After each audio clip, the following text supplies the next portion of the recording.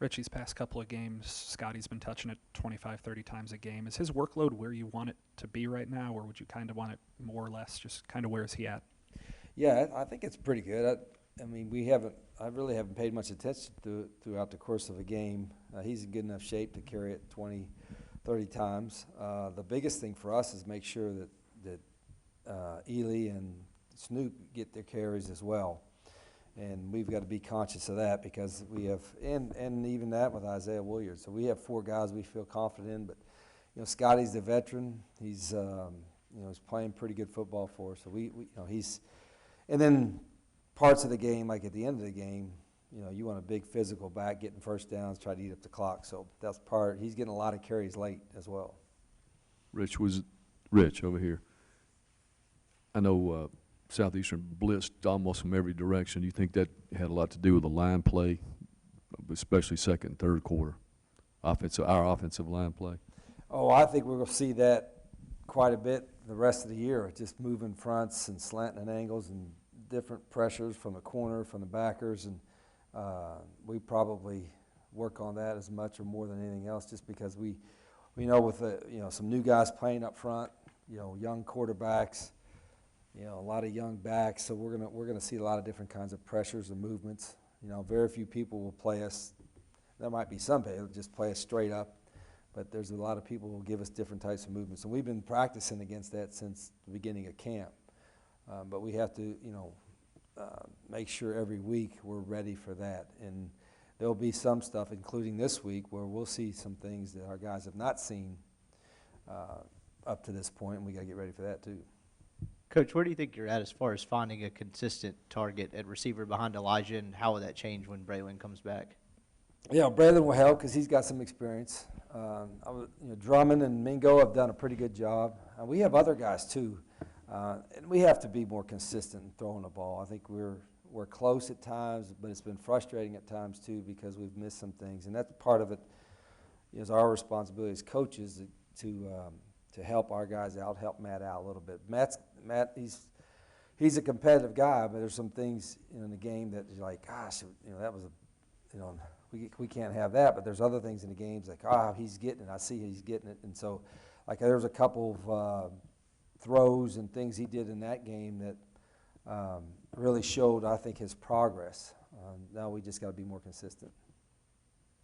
Coach, kind of follow up to that, their defensive backfield's been declared one of the best in the country. How do you evaluate Cal defensively? Yeah, I think you look at their experience. There's 7 or 8 seniors and 3 juniors, 4 juniors or something. So it's an older group, probably one of the most experienced defenses in the country, and a good experienced defense. So they got guys that will be playing in the NFL, and that's kind of where their program right now is kind of their what they're known for, playing really, really good defense. And they got players on both sides, but their defense has been outstanding for a couple years now, and our guys will see that on film. Going back to Matt, how do you kind of balance his kind of gunslinger mentality with the ability to kind of reel it in and make better decisions? Well, what we've told him, he's got to let the offense come to him.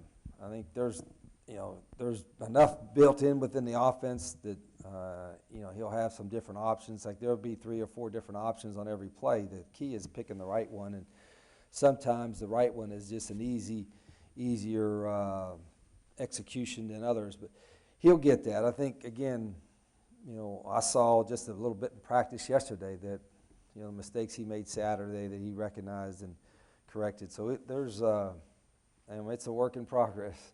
I guess that's the best way to put it, but he'll keep getting better with it. You've schemed head-to-head against Justin Wilcox a bunch of times. Mm-hmm. Does the advantage of that cancel out with him knowing your offense, or do you think there is something that you can do with this knowledge? I think the familiarity works both ways. There's always going to be something different in each year,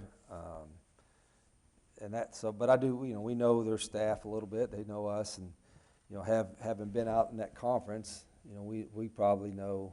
A couple of us coaches know the Pac-12 guys more than we know the SEC guys. But after a few days of watching film, everybody kind of knows everybody. Rich, you talked after the game the other night about maybe simplifying things a little bit. How have your offensive linemen responded through 3 games to what you've asked them to do? Pretty well. I think that we're trying to simplify things as best we can, but there are certain things you got to have success. If we're just big enough and powerful enough and explosive enough just to outman you, then that's easy to be simplified. But when you have younger guys and guys that maybe just can't say, well, we're going to beat this guy one-on-one, whether it's on the inside or on the outside, it's challenging a little bit, and you got to try to find a way to still score points. So we're kind of doing the balance. We don't want to confuse our guys, but at the same time, we got to have a chance to create some more explosive plays. And we have not gotten a lot of those explosive plays yet, and we're going to have that, because at some point you're going to be challenged, whether it's on a perimeter or somewhere one-on-one. You got to win those. You guys have run the ball 50-plus times the last 2 weeks. With how good Cal is in the secondary, and they've kind of given up some chunk plays on the ground, does that make you want to run even more? Well, they can outnumber you, and they're pretty good. They've got one of the best linebackers in the country, and you can force somebody to throw the ball by just the numbers and how many you put in the box. So we got to be mindful of that, and that's why you still got to be able to be good in all the phases. But part of the reason we run a little bit in the last couple of games was we seemed to get a little rhythm and get some first downs late in the fourth quarter and trying to eat up some clock as well. But there's no question for us to be successful, especially this weekend, we got to have the ability to do both. And Matt can throw it, and we've got receivers.